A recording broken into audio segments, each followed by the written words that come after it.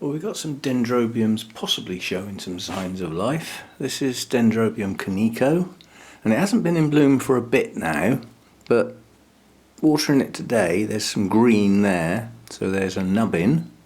Now on this plant, that in theory that will turn into a cluster because it's far too far up the cane to be a new growth. This has new growths near the base that you could technically call a keiki, but I just call them growths, and that's the way it grows. So that's that one. We know we've got the a phyllum with the buds on. They're pushing on. And Nesta's got nubbins up here on the canes, and we've got that one to look forward to, which I am looking forward to. You can see just the sheer size of that bud. That's going to be a large flower. It's got two friends over the back of that cane as well. But what's just opened today is an old friend. This is Dendrobium Prima Donna, and this, the purple tips to the petals and sepals come and go, and it's difficult to work out what the trigger is for the amount of that colour. It could be light, given that I think everything's had more light this winter once it got here than it's had before, I think. I'm not sure. Quite honestly, in the other place, with the shading off, it would have got the sun on occasions, which would have been brighter than this. But this is all round brightness, even brightness, you know, from above, the sides, everything. And there's never been any shading here, but we've also had no sun. But, whoops, knock the plant over, why don't you? But the purple this time round is very pronounced.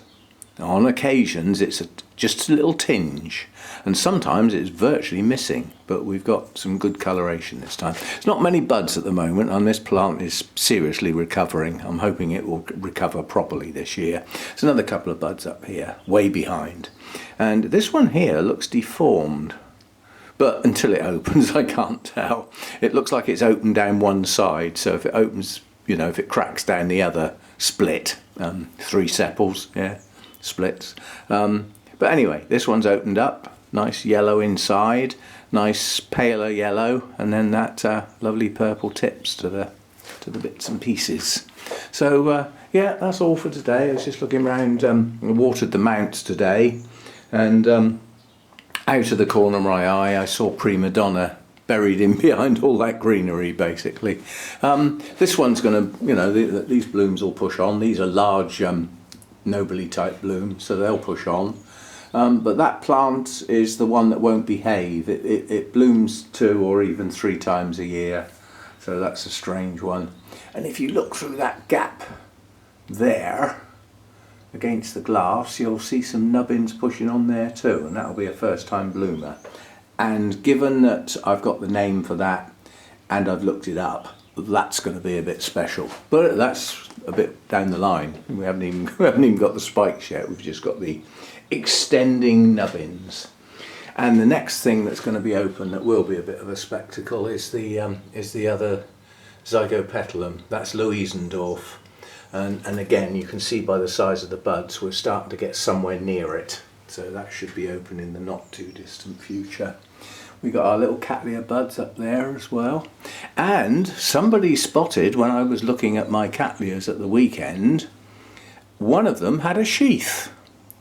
And it had what looked like buds. And I thought, nah, it's just the light. And now I can't remember which one it was, but was it this one? Yeah, we got buds. So there's definitely buds in that sheath. It's not a strong plant. I'm not sure I ought to let that go. But we'll see. I need to identify what the hell it is, so perhaps I'll let the blooms open and then take them off shortly after. So there we go, that's all for today. Just a few things and a new bloom, repeat bloomer. I mean, I've had Prima Donna a very long time, and quite a few other people have got that now, you know, from divisions and things, so it's been passed around a bit. But I like those blooms. I like those blooms a lot. See you next time.